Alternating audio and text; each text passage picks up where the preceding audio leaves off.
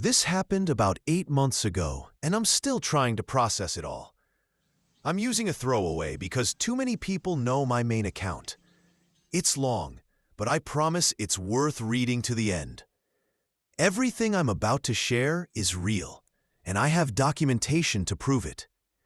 I'm a 29-year-old mechanical engineer working for a manufacturing company just outside Houston. I started there right after graduating from Texas A&M, earning $75,000 a year. I worked hard, lots of overtime, weekend projects, and long nights, and eventually earned 3 promotions. Now I make around $165,000, plus another $40,000 a year from profit sharing. I'm not bragging. That detail matters because it explains how much money started leaving my bank account later on. I grew up in a small Texas town, in a working-class family. Money was always tight. My dad runs a small insurance office out of a strip mall that's seen better days. My mom does part-time bookkeeping for local businesses when she feels like it. I have 2 younger sisters, Ashley, 26, and Brittany, 24. Growing up, I was the responsible one. I studied hard, got good grades, while my sisters partied, skipped classes, and barely graduated high school. When I landed my first real engineering job, I was proud. I was the first in the family to make 6 figures, and I genuinely wanted to share that success with them. Looking back, that was the biggest mistake of my life. It started small, like most bad habits do. Ashley's car transmission broke down, and she needed $1,200 to fix it. She promised to pay me back in 3 months. No big deal. Then Brittany called, saying her new apartment deposit got delayed because of a mix-up with her landlord. She just needed $800. Again, no problem. Mom needed $1,500 for dental work that wasn't covered by insurance. Dad had a slow quarter and needed $650 to cover office rent. I was making good money, so helping out felt great. Ashley would send long, emotional texts thanking me and promising to return the favor someday. Brittany would cry over the phone about how much she appreciated me. Mom said she was proud of her successful son, and Dad talked about how family always pulls through together. But here's what I didn't realize then. Once you become the family ATM, they never stop pressing withdraw. The requests kept coming, and the amounts got bigger every time. Ashley wanted to be a full-time influencer after watching a bunch of YouTube success stories. She asked for $4,000 for professional camera gear and photo shoots. She even had a printed business plan showing her projected income, which of course never materialized. Brittany decided she wanted to start an online boutique selling trendy clothes to college girls. She needed $12,000 for inventory from some suppliers she found online. She spent weeks showing me Pinterest boards and talking about her vision. Dad's insurance office was struggling, and he asked me to co-sign an $18,000 equipment loan for new computers and software. He said it would triple his revenue in 6 months. Mom wanted to get her real estate license and start flipping houses after binge-watching HGTV. She needed $15,000 for her first down payment and already had renovation plans drawn up. Every single one of those ventures failed. Ashley's influencer career peaked at maybe 400 followers after 2 years. She blamed the algorithm and jealous haters, but never admitted her content was just average. Brittany's boutique lasted 5 months before she lost interest. She blamed her supplier for sending the wrong inventory, but I later found out She'd just ordered poorly and couldn't return anything. Dad's office never expanded. The fancy new computers he bought mostly got used for solitaire. The loan payments, though, stayed right on schedule. Mom's house-flipping dream turned into a financial disaster after dealing with unreliable contractors, permit issues, and constant cost overruns. She ended up losing $8,000 of her own money, on top of my $15,000. None of them paid me back. Not a single dollar. And like a fool, I kept saying yes, because family comes first. Right? I started getting sharp chest pains during stressful project reviews, but told myself it was normal. My hands would shake whenever I checked my bank account. I developed insomnia, lying awake every night recalculating how much money was going out versus what was coming in. Coworkers started commenting that I looked exhausted. My manager pulled me aside twice to ask if everything was okay at home because my performance was slipping. I was making mistakes I never used to make, forgetting details, missing deadlines, but I couldn't stop. I needed those bonuses to cover everyone's expenses. The irony? My family saw my career success and assumed I was doing great financially. They had no idea I was barely staying afloat. Then, last Tuesday happened. I was in a design review meeting, arguing with a client about a spec change, when I felt a strange tightness in my chest. I figured it was just stress, until my vision started tunneling. Next thing I know, I'm waking up in a hospital bed at Memorial Hermann, hooked up to more monitors than our entire factory floor. The doctor said I'd had what they called an acute cardiac event. Not a full heart attack, but close enough. If my coworkers hadn't called 911 immediately, I might not be alive right now. They told me it was stress-induced. My blood pressure was through the roof. I was pre-diabetic from living on caffeine and junk food. And I hadn't had proper sleep in months. The hospital staff was incredible. Nurses, doctors, everyone. When they asked for my emergency contact, I gave them my parents' info like always. They called and left detailed messages, so I waited. Day 1, nothing. Day 2, still nothing. By day 3, I started worrying that maybe something had happened to them. Then I checked Instagram. Ashley had tagged me in a story. For a moment, I thought maybe it was a get well soon post. Maybe they were showing support. It wasn't. It was a picture of my entire family at Topgolf, all smiling with fancy drinks in hand. Ashley was wearing a $300 designer outfit I probably financed. Brittany had new sunglasses that probably cost more than my hospital copay. My parents looked happier than I'd seen them in years. The caption, "Family Fun Day. Sometimes you need a break from toxic energy. #blessed. #family time. #no drama." They tagged me in it. While I was lying in a hospital bed, hooked up to machines monitoring whether my heart would give out. They were out enjoying themselves and calling me toxic. When I saw that Instagram story, my chest actually hurt worse than when I collapsed at work. The timestamp showed they'd posted it the day before, day 2 of my hospital stay. That same day, my doctor told me I was lucky to be alive. If my cardiac episode had lasted even a few minutes longer, it might have been fatal. And there they were, smiling, golfing, drinking, and talking about no drama. I started scrolling through their profiles, hoping there was some misunderstanding. What I found made me sick. Ashley had gone out to 4 fancy restaurants that week alone, posting pictures of $80 entrees and $15 cocktails. Brittany had uploaded a massive shopping haul, showing off clothes and accessories that easily cost more than my car payment. Dad had photos from a golf tournament with his buddies, looking relaxed and carefree. Mom posted about getting facials and massages at an upscale spa with captions like, "Self-Care Sunday, so needed."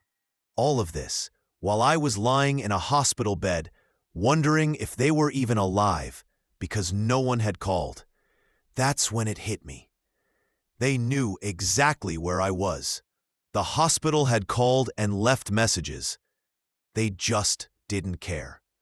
I wasn't their son or brother anymore. I was their personal ATM. And ATMs don't need emotional support. They just need to keep dispensing cash. That night, I did something I'd never done before. I opened my laptop and started going through every bank statement, credit card payment, Venmo transfer, and cash withdrawal from the last few years. By the time I finished, the number staring back at me made my stomach drop. $143,000. That's how much I'd given them over 4.5 years. Enough to buy a decent house in my hometown. Gone. And what did I have to show for it? A hospital bed, a failing heart, and a family that threw a toxic-free golf outing while I was hooked up to machines. As I was staring at those numbers, my phone buzzed. Alerts from my bank app. Someone was trying to use the emergency credit card I'd given my parents for actual emergencies only. The charge attempt? $4,200 at a steakhouse in Dallas. I called the bank immediately and asked for a breakdown of recent transactions. Turns out, they'd been using that card regularly for months. Luxury dinners, shopping sprees, even a weekend trip to Galveston. Total charges, $13,800 over the last 4 months. While I was literally working myself into heart failure to support them, they were living it up on my emergency card. That's when I finally hit my breaking point. On day 4 in the hospital, I froze all my accounts, locked the emergency card, and changed every password. That's when the calls started. 52 missed calls in 3 hours, all from Dad. The voicemails were frantic. The texts even worse. Call immediately. Family emergency, we need you. Urgent situation requires your attention. No, how are you feeling? No, sorry we didn't visit. Just panic because they'd finally realized I was cutting them off. But before I called them back, I called someone else. Uncle Rick. Rick is Dad's older brother and the family black sheep. He moved to Colorado 15 years ago to start his own construction business. My parents always said he was selfish and ungrateful, that he abandoned the family. Turns out, he was just the only one who ever saw through their manipulation. He'd tried to warn me years ago that I was being used, but I brushed him off. I was too deep in the fog of family loyalty. When he picked up, he didn't guilt-trip me or ask a bunch of questions. The first thing he said was, "Which hospital, son?" That was it, straight to the point. He drove 12 hours from Denver without stopping for anything but gas and coffee. Walked into my hospital room still wearing his work boots and hard hat, smelling like sawdust and diesel. He took one look at me hooked up to those machines and said quietly, "So, they finally bled you dry, huh?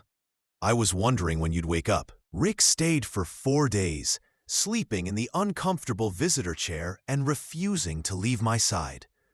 He talked to my doctors like a real adult, asked smart questions about treatment, recovery, and long-term care.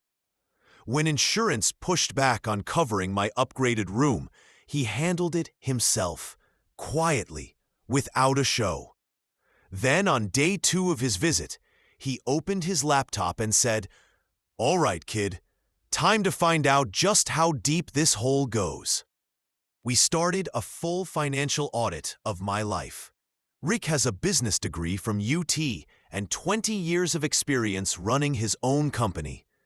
He treated my finances like a crime scene, because that's exactly what they were.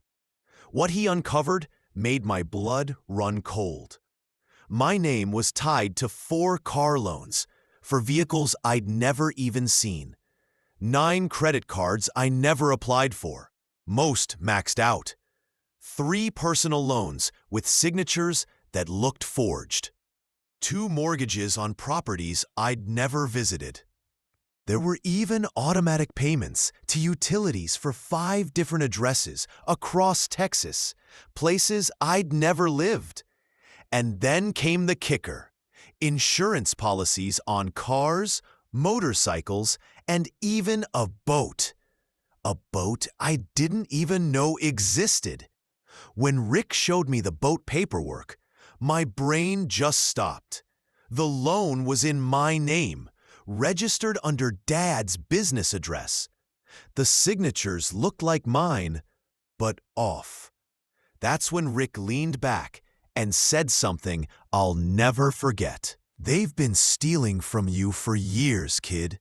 You didn't have a family problem. You had organized financial abuse." Rick wasn't the kind of man to waste time talking about feelings.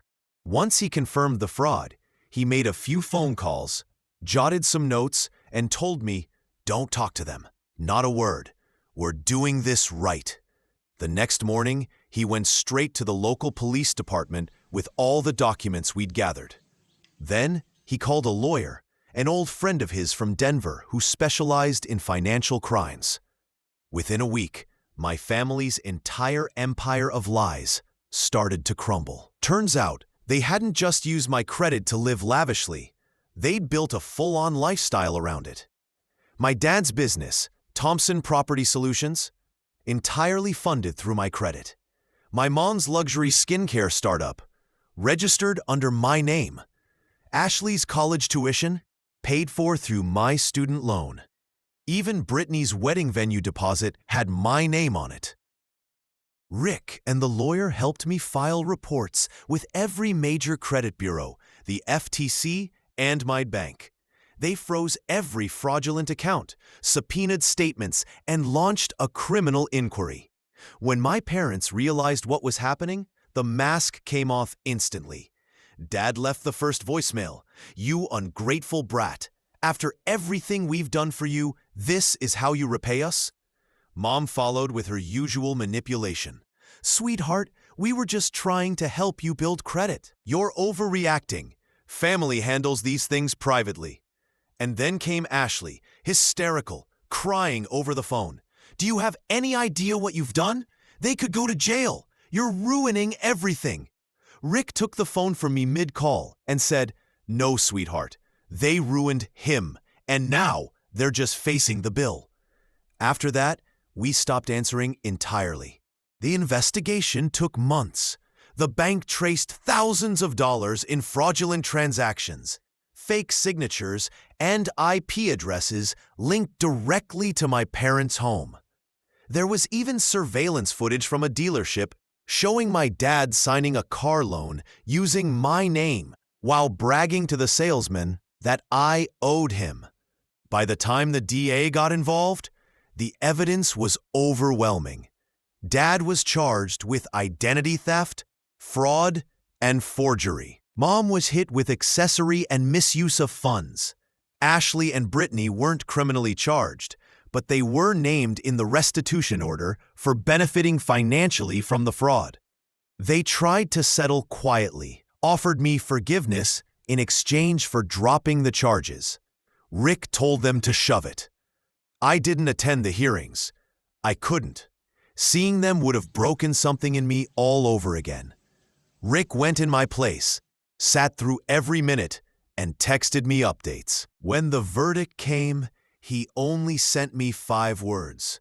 They finally got what's fair. Dad got 3 years in state prison. Mom got probation and mandatory restitution payments. Their house and cars were repossessed to cover some of the debt. It didn't even come close to what I'd lost, but it was something. After the sentencing, I moved in with Rick in Colorado for a while. He gave me a small cabin behind his workshop.